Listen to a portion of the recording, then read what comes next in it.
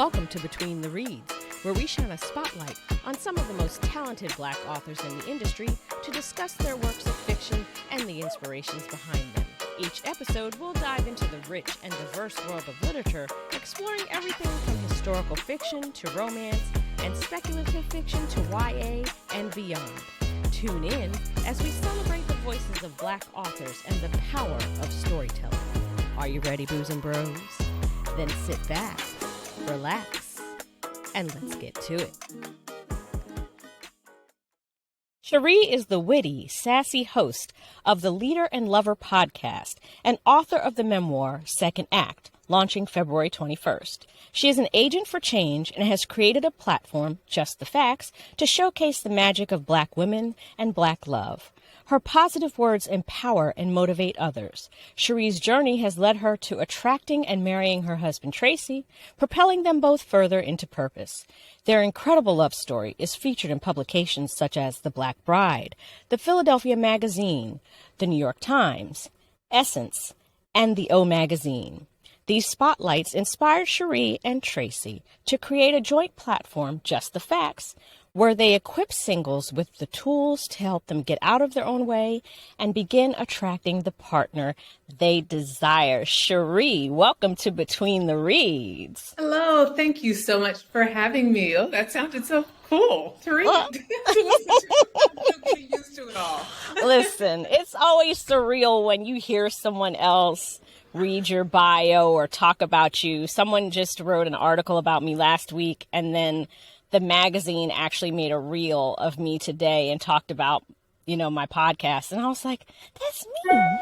They're talking about me. Yes. It's always different when somebody else talks about you. It makes you feel like official, Yeah, so I always want to start out by saying I honor when people allow me on their platforms to, have access to their audience. And the other piece is, as Black women and of a certain mature age, there's so many stories out there about how we don't support each other. Mm-hmm. And I talk in the book about how my sister circle has lifted me up, and even individuals that don't know me have been very supportive of me, my journey, my platform. So I just want to say thank you for allowing me in this space and to share my journey to my second act with your audience. So I just wanted to honor you for that. Absolutely. This is my job. It's my passion. It's what I love. I'm all about lifting up our stories to our audience so that, we have a voice out here in a publishing industry that likes to not let us have our own stories. Yes. So you're welcome anytime. So let's talk about your book, Second Act. Share with our readers what it's all about. So my book, Second Act, is really a love story to Black women. And it's just from my perspective of my journey to the life that I live today, which I think is a bold and abundant life that's full of love. And I say it's a love story because there were so many times along the journey that I had where I felt not worthy. I felt guilty, ashamed. I made the wrong decision. I wish I could talk to someone. I wish I'd been able to tell someone something. I may have felt alone. I may have felt invisible or unheard. And as I recollect and as women ask me like how I met my husband or how I attracted my husband, I really had to think about that and say I had to find myself. Right. Mm-hmm. There's so many societal things that put pressures on you and traditions and values that we subscribe to for a myriad of reasons. And so I wanted to write this book because there's something that someone will feel along the road that I probably either experienced or something similar. And I just wanted to give encouragement and inspiration for us to keep on going, because each little mistake, each little setback, each little thing is really giving us some tools, some reference, some access to how we can pivot and shift and do it a little bit different with that knowledge so that then we get closer to whatever we feel either our purpose is or the life that we desire. Far too often, Black women are told that there's not, Black men out there for us, or that we won't be able to get love if we're professionals, or there's just all these things that we have come to believe or that's in our subconscious just because it's what the media tells us. And I just want to shout, there's a different story, and each pitfall does not define you, and just keep going forward. So that's what second act is all about. It's more, but that's kind of the foundation and the crux of what inspired me to write it. Yeah, it's, it was so hard because when I have people on the show, I read their book in an entirety. So from literal cover to cover, because I'm one of those people that reads the intros and the acknowledgments and everything. And it was so hard to pick out. I mean, I've damn near highlighted the whole book on my Kindle. Like everything was a highlight. You feel so good, because my friends were reading it and they loved it, but to get people who don't know me, and I was nervous, and you can tell it's pretty raw and it's pretty vulnerable, and I'm telling the truth. Yeah. And so you never know how people are going to receive that. And so it just continues to affirm that this was the right thing to do when I get that kind of feedback. So thank you. Absolutely. Absolutely. And it was just so hard to pick questions because I have to strike that balance between getting people interested in the book, but not giving too much away. But I will say that Cheri was a single mom. She is a domestic violence survivor, but she does not have the typical story. She went on to be very successful in her career, taking care of her daughters by herself, providing them with a nice home, traveling. So she does not look like what she's been through, as my grandmother would say. So why did you decide to write this book? Again, I think that you talk about my daughters. For so long, I was their mother. I'd have to talk about an ex in the book, and I was his ex-girlfriend. I think often we don't have identity. And we live a life of other people's expectations of us. Yes. And like kind of what we should do based on our upbringing or based on our religious influences or based on we're so-and-so's mother or, oh, that's so-and-so's girlfriend. So there's always these perceptions of there can be these perceptions of who we are and what we're supposed to do. And then my children went off to college. And I started disassociating myself from that relationship. And so, no, I'm not their mother. I'm Cheri. And no, I'm not his ex. Or no, I'm not that person. I'm needing to create my own individuality based on who I am and where I'm trying to go versus what people perceive of me. And so I think a lot of us have that, whether we're divorcees, whether we're widowed, whether we're on the other side of survivorship of any, traumatic experiences, any health issues. I just think that there's so many of us. I even talk about being like one of few in career environments and challenges in the workplace. And I believe my story, while unique to me, is not unique to our community as women of color.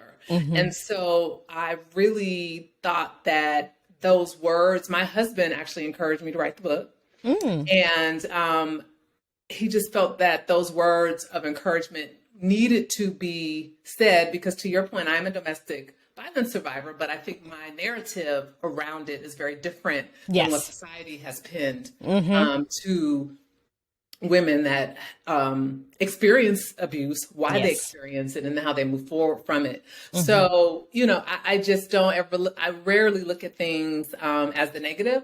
I have always been able to reframe the positive, and I do that even more now as I've grown and evolved. So you just wanted to make sure that you share. That's what I feel like. I feel like this book is saying, look, it doesn't matter which circumstances, you don't have to ascribe to being smaller or giving up on life because you've had these experiences. There's always more. Even if you're successful, there's always more. Absolutely. It's limitless. It's abundance. So and that's what I truly believe. And I think we can play small.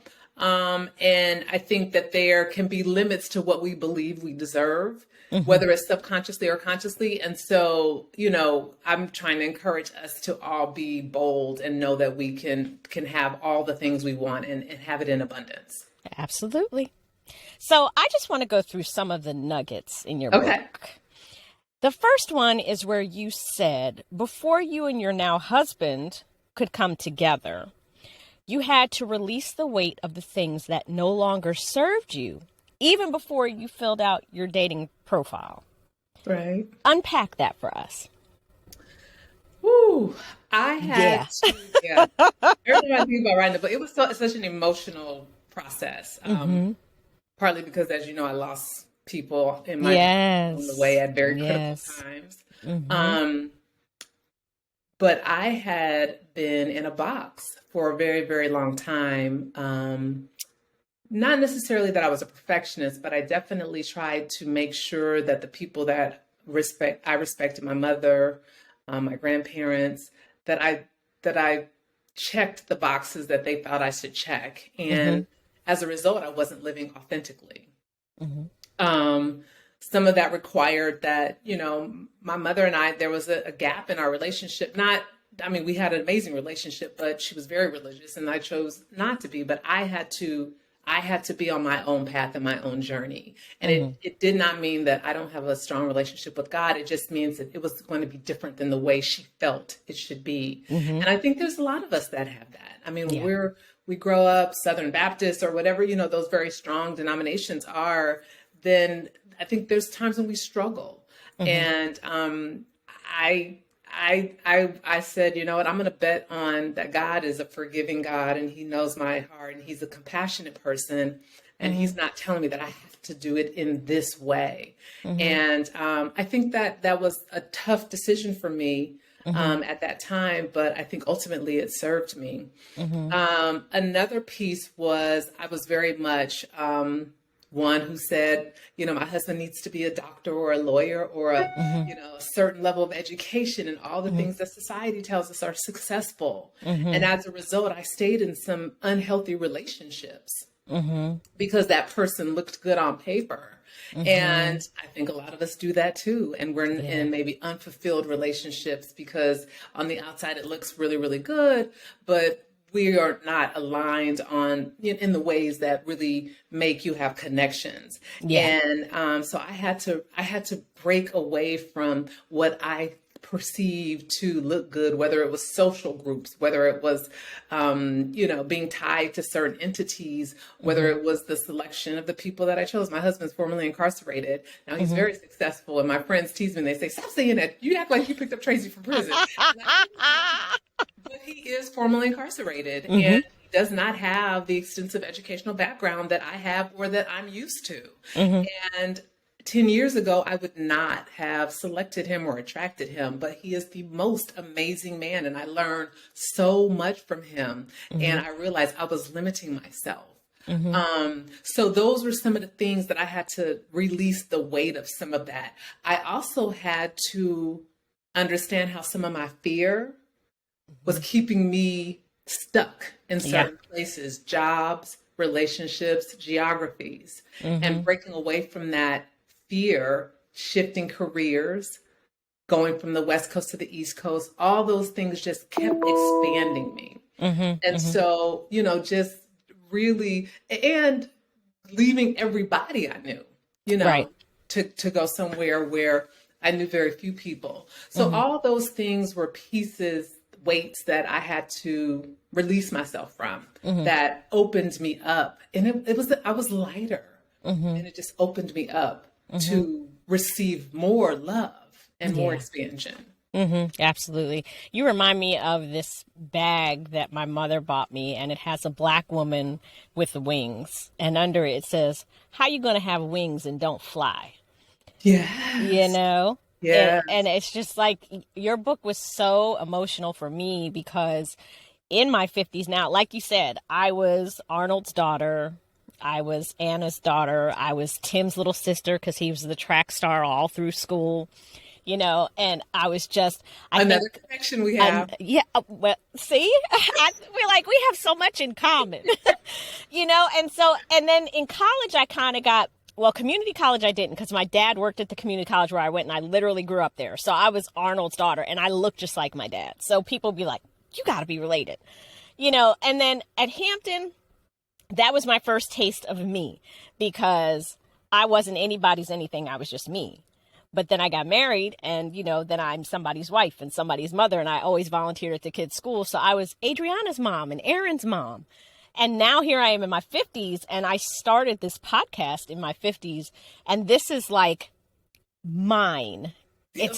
It's not something anyone else told me to do or anyone else had control over. It's mine. It's me, and that's just so, and I had to let go of the fear of what are people going to think if I start a podcast about books. It's not important. Society may not see it as, I'm not a powerhouse or anything like that. Yeah. But it was when I started doing it, I knew it was mine and I knew it was for me because the first 3 episodes, when I put them, I knew instinctively how to edit it, how to do the intros. And people would ask me like, you must have been in podcasting for years. And I'm like, no, I've been in it for a couple of months, but my degree was in broadcast journalism. And one of my dreams used to be to have a talk show and be like Gil Noble. And, I realized that I was taking a dream off the shelf that I, didn't have before because I was busy being everything to everybody else, so it's important that you have to kind of find yourself and figure out who you are outside of all these other labels. Detaching from those things. Yeah. And then being brave enough to embrace that person that you see, regardless of what anybody thinks. Very true. Yeah. Very true. Because people are like, you moving to Philadelphia. And, at the time at 45, you know anybody there?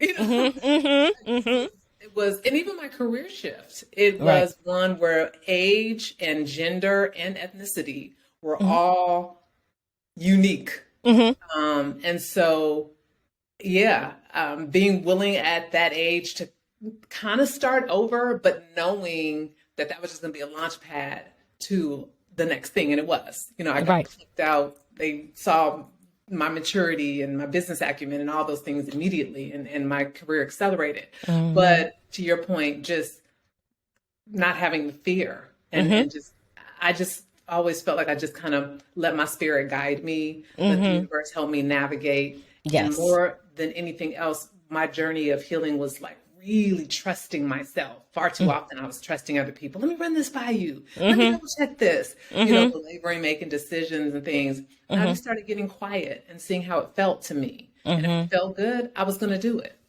Just like meeting my husband. People say, you weren't scared to be online? Not at all. Not at all. Not one day I met great people and obviously him. And he's from Jersey and I'm a Jersey girl, so. Oh, you're a Jersey girl? Yeah, girl, I'm born and raised. This morning, she's a Jersey girl too. I love it. I love it. Yes, I'm from East Brunswick and he's from Jersey, so he knows where East Brunswick is. We go to, Deltas in East Brunswick. Okay, yeah. Yes. That's my stomping grounds. I'm here in Maryland now, but yeah. I was like, hold on, did I miss something? Yep. Jersey girl, born and raised. So, awesome. We're close enough. We have to get together. Yes, absolutely. So now you talk about doing inventory on yourself. Why is that important, not only before you get into a relationship, but even after a relationship ends? Because there's so much work that we can do to reconcile the issues that came up in the relationship if we do inventory on ourselves. Far too often, my belief is that we are not accountable enough. And if we really look internally and say, ask ourselves some questions and what were we thinking and what did we do? And, what was our communication? And did we get clarity and confirmation? Did that person align with our values? When we start asking ourselves those questions, a lot of times, especially if the relationship, ended badly, it's no.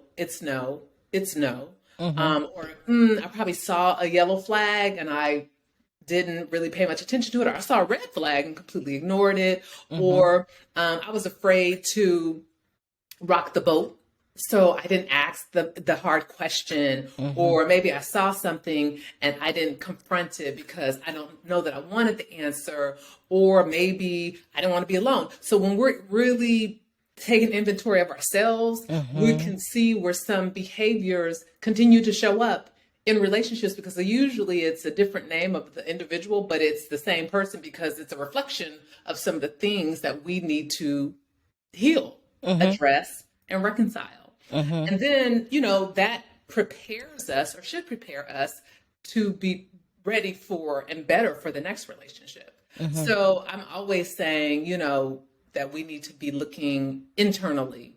Yes. I hear so many women say, and he did this and he did that. And my question is, and what did you do, or what did you allow?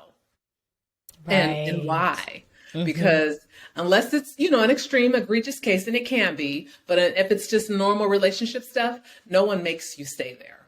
Mm-hmm. You have to ask yourself why, Mm-hmm. when it was no longer honoring you. Mm-hmm. And so that's what that taking inventory of yourself is. And that applies to friendships. Yes. It applies to work environments. Mm-hmm. I talk about a work experience, and I had to reconcile, but it was time to be over. And I Mm-hmm. just was afraid and was holding on.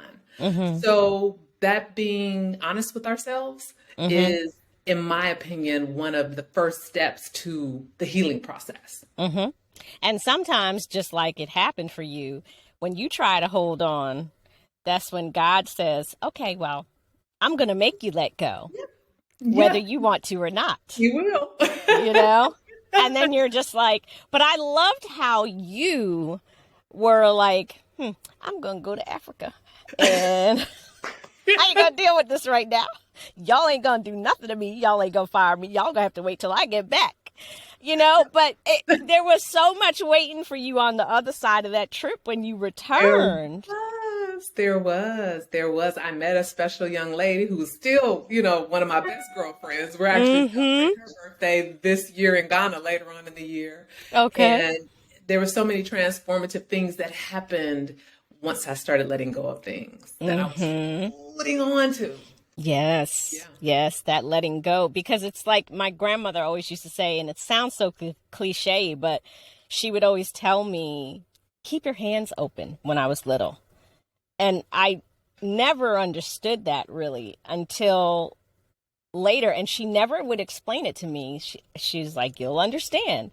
Mm-hmm. Because when you keep your hands closed like this, you can't receive the things that God or the universe or whatever you believe in is trying to give to you. Yep. You have to open up your hands and let go. And that's hard to do. That's hard to do. I used to be that way about money. Mm-hmm. I think somewhat being a single parent, you just kind of feel like you need to hoard things and hold on. And the minute I started being much more giving, oh my gosh, it just came back to me multiple folds. And so that being open with love, with all those things, it just comes back in multiple and different ways. Absolutely. Absolutely. So expound upon this statement for me. Okay. A great woman is never good enough for the wrong man, no matter how hard she tries. Yes. So if you are not aligned with the person, and trust me, I was with someone almost 10 years, and I know I'm a good woman. I know I am. But he was not my person. He was not my person, and I was trying to make that relationship fit and work for all those reasons that I talked about before and more. I didn't want to be lonely. I didn't want to be single. Having someone was better than no one. On the outside, it looked good, or at least I thought it looked good. People were talking about me behind my back on the outside because they knew things were going on. So right. It didn't look good. Trying to prove that as a single parent, I deserved someone of that status, that stature. All these things. And so I'm picking up laundry and I'm making food and what do you need? What do you need? Just all these things. And it never really connected. I didn't get the outcome that I was looking for because ultimately he just was the wrong person. He just was the wrong person. And I look at my husband now. My husband bends over backwards for me. Now I pour into him, but I'm not the one that's like trying to make it work. It Right. just works because we're aligned. And as the man, he is definitely kind of the lead of what that makes me feel like. And then I, in turn, reciprocate that to him. It's so easy. There's no doubt. There's no worry. There's no concern. I always had doubt, concern, all these things when I was with the wrong person. And so, yeah, if there's any feeling of, and you're married, so, if there's feelings of discomfort or feelings of unease or things like that, especially early on, that's just probably not your person. Right. Absolutely. And no matter how much you try, because you're actually going to start getting on their nerves versus connecting with them. Right. Exactly. Exactly. Now, you touched on it a little bit, so we're going to expound on this. At one point, you did stay in this relationship with Winston to prove to yourself that you deserved the type of person you're dating and the lifestyle that came with it. What did you learn from that experience? Oh man, so much. A couple things. One, I vowed to myself that I would create the lifestyle that I wanted myself, so I did not have to rely on anybody else to provide it. And a lot of that had to do with a lot of external things, financial, and I had to get a lot more centered and content and embracing of me and having that internal joy that money or nothing external could replace. So I had to already be, just really, really appreciating all the things that I brought to myself without needing anyone else to kind of validate that. And so that's when I really started enjoying my single season. That's when I really started just enjoying whether I was in a relationship or not. I was healthy. I loved myself. I knew I was worthy. And so I didn't feel like I needed to compromise any of that just to, have a relationship. Yeah. So then at one point in your life, you discover that you had breast cancer. I did. Yeah. And things shifted for you. And you said this, that as Black women, we take on all the concern in the world, and it quite literally kills us. So talk about the liberation in letting things go to really protect your health, your mental health, your physical health. Yeah, that was a real pivotal time in my life. I mean, obviously you get that diagnosis and you think it's, could be terminal. Fortunately, mine was early on. It was by happenstance that I even got the diagnosis because I hadn't been at a doctor like in 5 years. My kids had been, but I hadn't. My kids went to the chiropractor. They went to, they went to physical therapy every week. I made sure they got their stuff done. They ran track at a very high level. And so as a result, I was consumed with all the things that they did and not taking care of myself in the way that I should have been. And so many of us do that. And we've been doing that since we were brought to this country. Yes. And so there's definitely, some parallel to how we were such laborers, having children, still laboring, caring for other children, the whole nine, and where there's still some of that in our DNA now. And back then it killed us and it's still killing us, but it just shows up in different ways, different diseases and different things like that. And so I had to just divorce myself from trying to fix everyone, from trying to be there for everyone. Saying no was saying yes to myself. It was also pivotal because I said, my body is trying to tell me something. I was young. I didn't have a history of breast cancer in my family. So I was like, my body's trying to tell me something. There's something about the way that I'm living that my body does not like. And so I need to make some adjustments. And I did. I shifted slightly my relationship with my children from a standpoint of running to every track meet that they had. And they both went to different colleges and, worrying myself with the partner that I had at that time and trying to make sure that he validated me and working all the time. I mean, just all of these things that when you have a health scare makes you sit down and really assess your life. And in assessing it, I realized I wasn't even living my life to what I believed, or what my parents believed could be my potential. I was actually living pretty small, and had so much more capability, but I couldn't do that if I'm trying to be everything to everyone else. I needed to be the best to me that I could be. And that's when I really started investing in myself. Yeah. So then the pandemic hits in 2020. It does.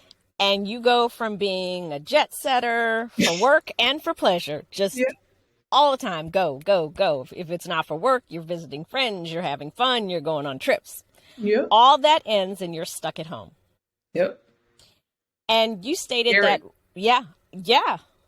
especially for you, because, I mean, you're alone. You're at this point, you're not in a relationship. Yeah. But you stated that women often feel like they need to be in a relationship because they're afraid to be alone, and that we block so many blessings because of this fear of being alone as well. So talk about being alone with yourself and why it's important to just be alone if you're alone and not necessarily be with someone to fill a gap. So in that particular so in general, I always say, if you have Mr. Temporary, I'm not lonely. If you have Mr., for right now, then the real Mr. Right can't come in. You're not giving space for that person.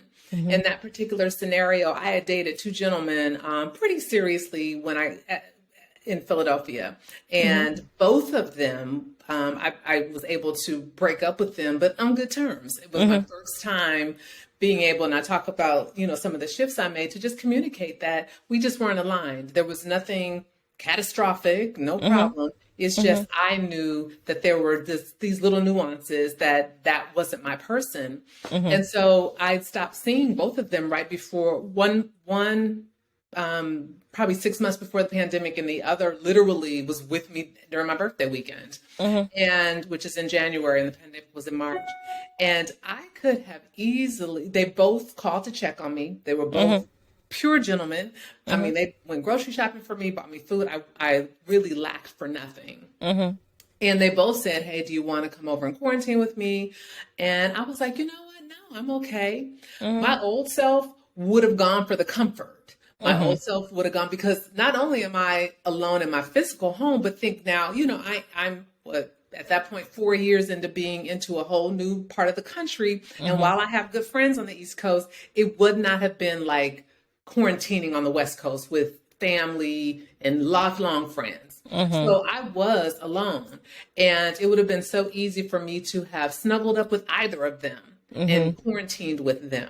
But what would have happened is I would have never gone online, and I would have not have met my husband. And so for me, that was just further confirmation of being okay in my single season and encouraging other women to be okay in their single season, and not just filling the gap or filling the void with anyone.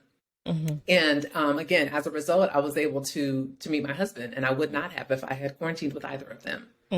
Yeah, so it's important to be alone. And like you said in the book, it's important to like yourself. And you can only find out how to like yourself, how to love yourself, if you have that season of alone time to look at the things about yourself that you want to change and then change them.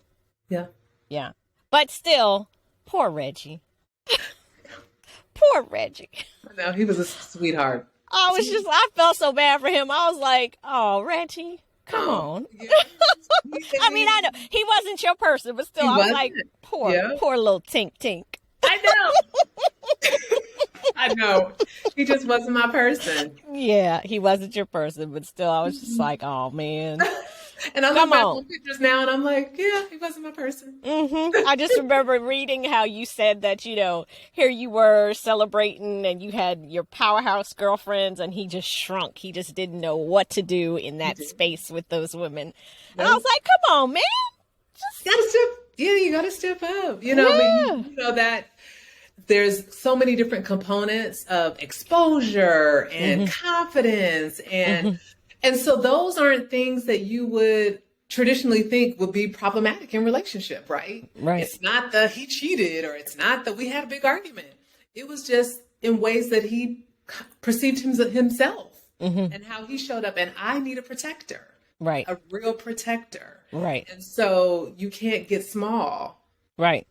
Right. in a certain room. And, my husband doesn't have all the exposure in the world, but he has enough where he is so confident in himself and loves himself. And he's amazing. He's amazing. And Tracy's nuck if you buck, right? Yes, from Trenton. I'm just saying, I know. Them folks from Trenton don't, as we say in Jersey, Trenton, them folks from Trenton don't play, okay? You want to nuck, Tracy gonna buck. It's times we're all out, and Tracy's very much of an introvert, quiet, kind of understated. I mean, on social media, we look like he's not, but he is so introverted and is a man of few words, but certain things come up and he says a couple words and everyone knows to, back it up. Yeah. Back it up. Tracy ain't gonna play with you. he gonna be quiet, but if he speaks, that's it. Yeah. We done. And I could be all animated and this and that, and I'll do this, and he's like, no, you're not. Oh. And like, it's just, and the person I'm talking to could be like, oh, okay. I guess you ain't. Tracy said no. Nope, you are not overextending yourself. You are not. None of that. Yeah, I love that in the book that you said you'll just be going. And Tracy's like, this weekend, no, we're not doing that. That is what he is. This weekend, you staying your ass home and you gonna relax. He covers me in ways that I didn't even know I needed to be covered. And the interesting thing about it is that I do more now that we're married because of the book and my coaching business and our lifestyle stuff. And, he's an entrepreneur, so I'm quasi his assistant at times. And we're have a big announcement in the next couple of weeks that I'll email you about. All right. Really. And all the stuff that goes on to keep all those balls in the air. But I am not exhausted like I was when I was single and didn't do all those things and was thinking at times like, ooh, I can't have a man because I'm too busy. But having the right man feeds into you. It pours into you. It gives you something that you did not have before. And I do all the stuff, but it's so much more efficient and it's just so much easier. Right. And so, for those professional, successful sisters out there that don't think they have time for a man, you don't have time for the wrong man. The right man creates time for you. Yeah, absolutely. So, elaborate on this statement. The best investment you can make is in yourself. It is. So for me, it was deciding to get a coach, and really paying 4 figures to have someone help me assess myself and peel back the layers that I knew I needed to, that I just kind of had lived and not really taken a step back and assessed.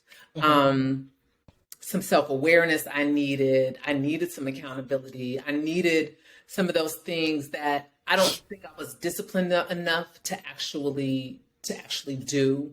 And so that investment in a coach for me was it. But that started an investment in me in time for myself. So meditating in the morning, not just jumping on my phone like I used to, not kind of regulating my schedule in a different way, creating and setting boundaries with my family and friends, just really putting me more at the center than all the other things. But it took me taking a step back and really investing in my growth, in my healing. So whether that means therapy, whether that means, a personal trainer, whether that means a cook that can, cook you meals. For us, with Tracy and I, it means, outsourcing certain things in our home because we just don't have the capacity to do some of those things.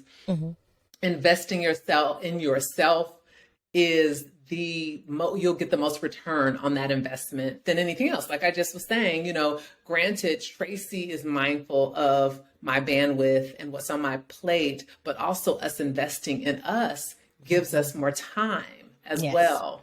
So it's just a gift to yourself that continues to give. And when you are worth, when you think about when you literally invest in something, you think there's value there. You think there's, it's something good that's going to be beneficial. It's going to benefit you by investing in it. So when you start investing in yourself, you're telling yourself you're valuable. Yes. You're telling yourself that you're going to get some return from this investment. And so that's a paradigm shift on even just worthiness and knowing you're worth the time that it may take to get coaching or the money that it may take to, have a different outcome. So that's what I meant by that. Yeah. And that was my experience as well. Yeah.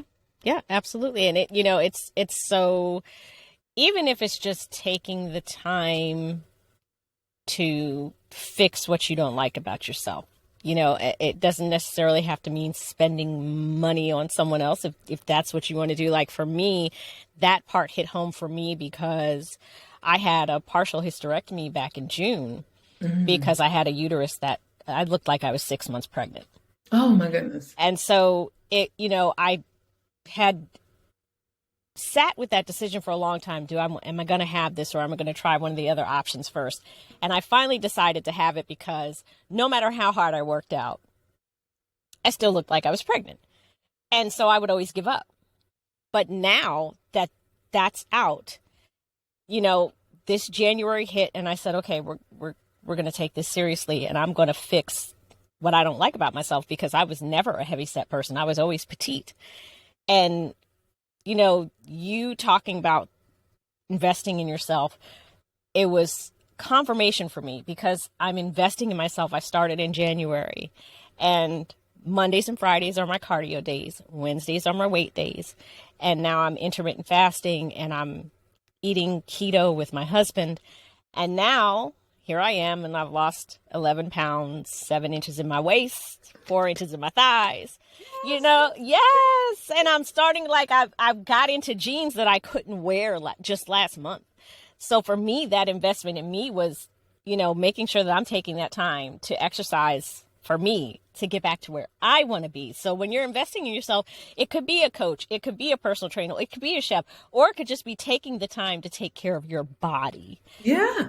To get yourself healthy. Absolutely. And congratulations on that. Another testimony of what that looks like. Yes, absolutely. And I feel better now, and I look in the mirror and I'm like, oh, hey girl, I'm starting to get cute again. Like, yeah. And I'm looking at my butt like, oh, there she is. Hey. Yes. I love it. Yeah, absolutely. So invest in yourself, whatever that looks like. Whatever that looks like. Absolutely. Yes. Everything is from my lens as far as my personal experience, but the information and the words of encouragement go however that applies to you. I tell people, you want to find your version of what I have, not my version. Because me and Tracy are only us. We're uniquely us, and we're partnered. But you have that, whatever that is, that you are going to find. So investing in yourself can mean anything, but it just means the commitment to self. Right. Absolutely. Absolutely. So give our readers some advice on how to deal with people who want you to stay small.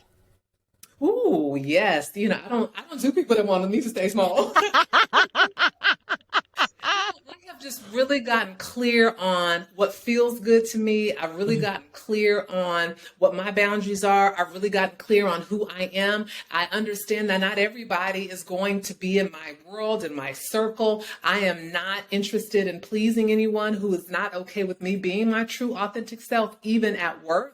Where, a lot of times we're trying to, be a corporate, good corporate steward, which I am, but you're definitely going to get, in a professional way, you're going to get me, my full authentic self. And so I just do not stay in places, rooms, or with people that do not allow me to take the space that I need. And I'm clear on it. I'm easier to say seasons have ended, and it doesn't have to end in a bad space. I'm transitioning now from a few vendors that we have gone as far as we can go, and we're transitioning. And sometimes there's some, you have personal relationships or you have relationships or whatever, and there's like a little bit of mourning. But the reality is that I always need to be moving to the next thing and creating the openness and space to attract the next, people and the next project and the next whatever that is. And all those things will honor and cherish who I am, very similar to the way that my husband honors and cherishes who I am, just in their appropriate way. So yeah, I do not stay in places far too often, especially Black folks in this country. We needed to put our heads down and not talk to people, not look at people, and not speak articulately or not speak to certain people for fear of death and all that. And I just do not be too confident either. And not be too confident either. People need to want to put us in our place and all that. And not just to say that I walk into rooms and am just arrogant or, don't have self-awareness, because I absolutely do. And I know how to temper based on the room. But ultimately, I have to be my true authentic self, or it's a space that's just not for me. And that's okay. I can be and fit in every space. And I'm comfortable with that. And that leads me to the next point, is that you said you're most comfortable when you bring your true self to the table. Let's talk about that a little bit.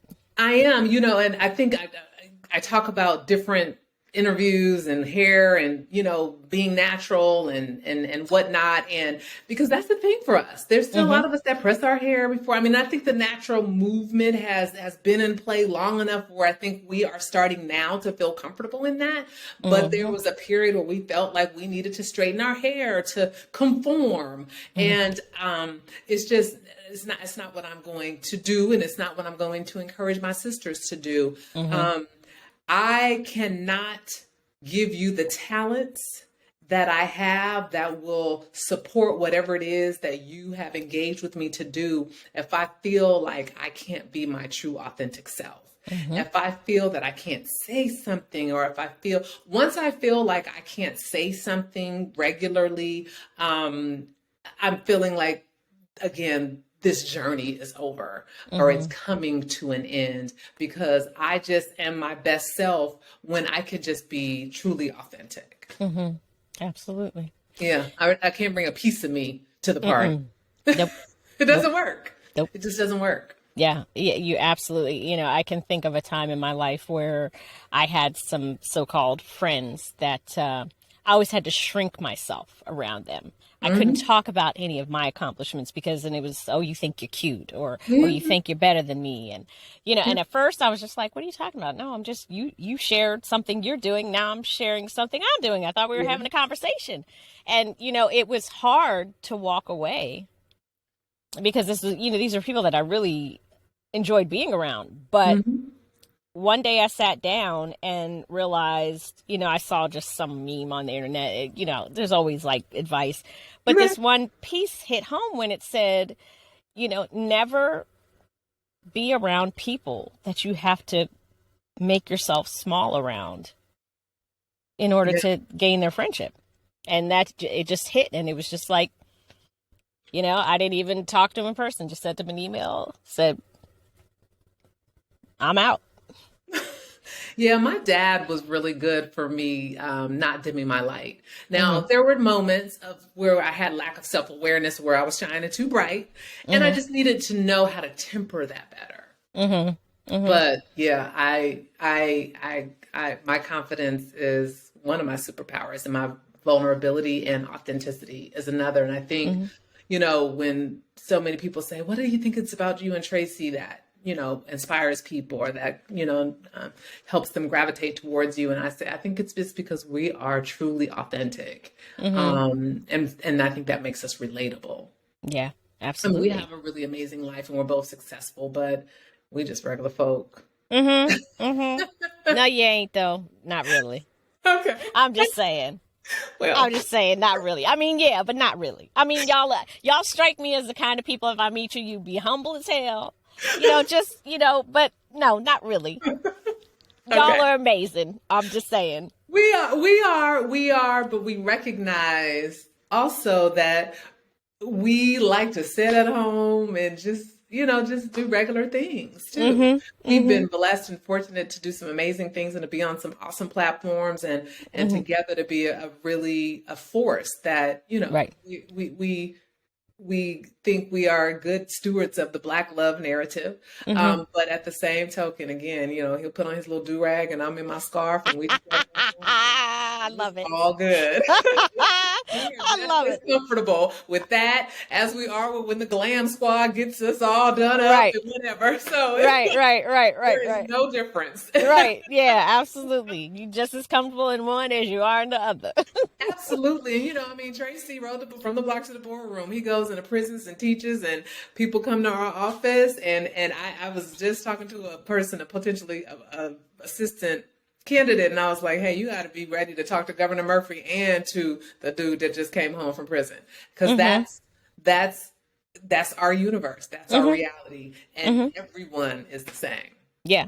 He, just from what you're saying, it sounds like he and you are both just like, you just meet people where they are, you Yes. know? Yeah. Yes. Because Yeah. we are fortunate that they meet us where we are. Yeah. They extend Absolutely. us grace too. Absolutely. So, one last thing I'd like to discuss. You said that just as work and school can impact our lives, who we let in can also shift our entire trajectory. So, let's talk about vetting people who we allow to experience us and why we need to protect our energy and our space. Yeah, because people can be energy suckers. People can drain you. So that's really important. And vetting is not about, sometimes people say, just had a conversation with a client a couple weeks ago. She was like, well, we were both the same age and we both had kids. And I said, okay, but what about her value system? Did you guys even have the same one? Did she have the same expectation of friendship? Did she have the same definition of friendship? Sometimes we get into this, oh, we went to church together or we went to school together. And that's what binds us. And then there's a blip in the relationship. And you're like, well, wait a minute, because I was doing this for her and that for her. And I'm like, did she ask you to do that for her? Was that something that she needed or something that you felt obligated to do? So Mm-hmm. when we aren't vetting friendships based on our value system, and we need to know our value system, what's really important to us at our core. Mm-hmm. And so again, Tracy and I are very aligned. There's so many external things that look like we wouldn't be. I'm from West Coast. He's from East Coast. I'm an extrovert. He's an introvert. And I'm corporate. He's an entrepreneur. I'm educated. He's less. Like all those things seem Mm-hmm. like but at our core, what's important to both of us is very consistent. Mm-hmm. And so even though it's not like, oh, well, we're in the same group or what, those things, but our core values align. And that's what we need to be basing how we are allowing people into our lives. Mm-hmm. And so that takes us knowing ourselves. That Mm-hmm. takes us knowing what those important core values are. And so that then when we are navigating with people, we can right size relationships. We can put people in the right place. So this person can just be my girlfriend that we hang out periodically. Hey girl, Mm-hmm. so-and-so is in town. You want to go see him? Right. But they're not the person that I'm going to talk to maybe every day about something. This Mm-hmm. other person, if they're getting closer to us, they probably align in a value system. Like you were talking about your friends. Like my friends celebrate me. They Mm-hmm. call me, we so proud of you. Like they celebrate me. Mm-hmm. Someone who can't do that can't be in my inner circle. Mm-hmm. So I have relationships based on kind of how we align in our value system, how they make me Mm-hmm. feel, who they are to their core, and how that connects to who I am at my core. Mm-hmm.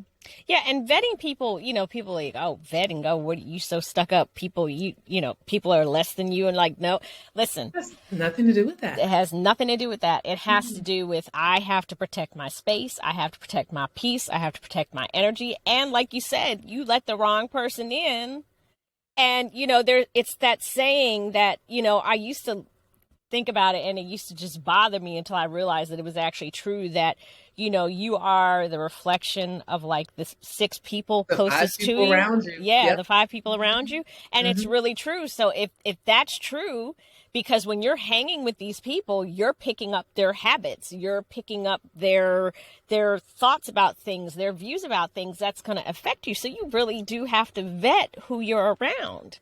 Yep. Because people can elevate you or they can drag you down. They absolutely can. They absolutely can. So yeah, they can either pour into you, they're pouring deposits into you, or they're withdrawing from you. And if it's not a reciprocal relationship of you both investing and withdrawing, then it's out of balance, and somebody's going to, get the shorter end of that stick, and you don't want it to be you. No. So you got to vet. Protect Absolutely. especially if you're in a situation where you're building up. There can be people that come into your life specifically because they see you building up and they don't want you to, and they'll come in under the pretense of being a friend or being someone that's there to listen, but you have to watch. Yeah. Yeah. And I watch those types of things. I mean, Tracy and I are very giving with our time. We're very supportive financially of things.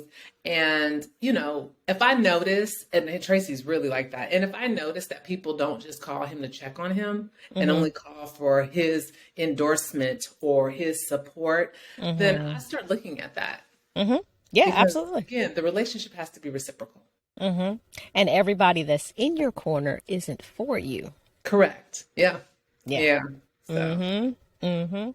So now, are you self-published? Did you publish this book yourself? Yeah. I'm Yes. self-published. Yes. So share with us why you chose to go the self-publishing route. I just wanted to, first of all, Tracy's self-published, so I was kind of following in his footsteps. Right. Okay. But also just knowing that, and people recommended and said, you could turn this into something. Let's get you, an agent to do all this stuff. But I just could have control over everything. And if it turns into more, then again, I kind of have control over what that looks like. So it's my life, it's my story. And not that I'm a control freak, but I wanted to have control over what that looks like out in the world. Absolutely. So now, when does Second Act come out? It comes out on Tuesday, February 21st. I'm so excited. Yay! Nervous, excited, all of the stuff. Listen, it's a wonderful book. It's got a a lot of gems. If you are in a space where you're trying to figure out your life, where you're trying to, to level up, where you're trying to, disconnect from things that don't serve you, this book is a great guide, not even just for love, but just for yourself to open up your life and expand your life. Agreed. This is that book. Thank you. Yes, absolutely. So where can readers find your book to purchase it? Yes. So obviously online, Barnes and Nobles, Books A Million, and Amazon, of course. And then there's going to be books in the Black bookstores. So, in Philadelphia, Harriet's and Ida's. And Oh, yay! Yes. It's just, I love Janine Cook. Those are two stores that are on my bucket list that I have to get to see. Amazingly curated. Okay. So we're in talks of doing author events at other bookstores around the country. So Mahogany Books and Uncle Bobby's Cafe and I've things been like to that. Uncle Bobby's. I love Uncle Bobby's. Yes. So please purchase it. Yes, absolutely. I'm definitely going to buy my own copy. But I want to come to one of your author events when you're in like Jersey or somewhere so I can come in and meet you and get it signed in person. Awesome. I would love that. I will definitely be publishing our tour schedule. We're going to start. We've got one big thing happening in March. So I'm going to start the tour schedule in April, but we are going to be all over. So I'm excited. Yay. All right. And so the weather will be better, but even though the weather didn't get that bad this winter, thankfully, but now you see what you did, right? Now, we're going to have a snowstorm next week because you said that. Don't do that. Well, Tracy does commercial snow removal, so that wouldn't be a bad thing. I mean, but I don't want no snow, sis. We done made it through almost the whole winter without any snow. Come on now. So they don't know how to do it right. You say snow around here, and everybody emptying out the grocery stores. Like, and it don't faze me because I lived in the Midwest for 4 years, so I know what snow is. But, these folks out here is like, we might have 1 inch of snow, and everybody's like, the world is ending.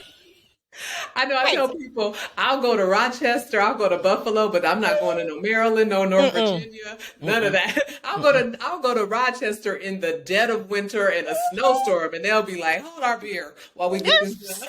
Girl, please. I'd be like, I'll be right back. I got a snowplow on the front of my truck. I'm gonna go out here and get this road real quick, and we'd be good. Exactly. Ain't phase. Ain't phase. I remember when I moved to Illinois and the first blizzard they had, I was like, oh my God, everything's going to be shut down. We're going to be shut. These people were like, what are you talking about? This is like a Tuesday for us. Exactly. Yeah. Exactly. Yeah. So, They didn't think about that. So tell our readers where we can find you on social media. yes. So on Instagram, I am Just Facts. That's Justphax. Our last name is Syphax, so we play on that all the time. It's a cool thing that we do. So Right. Just Facts. My website is www.justthefacts.com. If you're interested in the book only, it's at www.secondactbook.com. And you can always find me at Cheri, Cheri, Syphax, Syphax. I mean, if you Google me, you will see a lot. Okay. All right. Well, we have come to the end of our show, and I want to thank you so much for being here with me today, sharing your time and talents. Thank you again. I really have enjoyed this conversation, so I can't wait for us to meet in person. I'm putting that out there because it's going to happen. Yes, absolutely. Absolutely. And Booze and Bros, you know how I do at the end of every show. I leave you with a quote. And today it comes from the incomparable Angela Davis. And she says, sometimes we have to do the work, even though we don't yet see a glimmer on the horizon that it's actually going to be possible. My birthday twin and my sister from Oakland and the Black Panthers and all that. That's why I picked her. I got a purpose to everything I do. Until next time, y'all, you know what to do. Grab a book and read, and I'm out. Thank you for lending me your ear today. If you've enjoyed this independent podcast, you can help me continue to shine the light on Black authors and their stories by becoming a patron at patreon.com/betweenthereads, or by giving a one-time gift at www.ko-fi.com/betweenthereadspodcast. That's ko-fi.com/betweenthereadspodcast. Tune in next time for another great episode.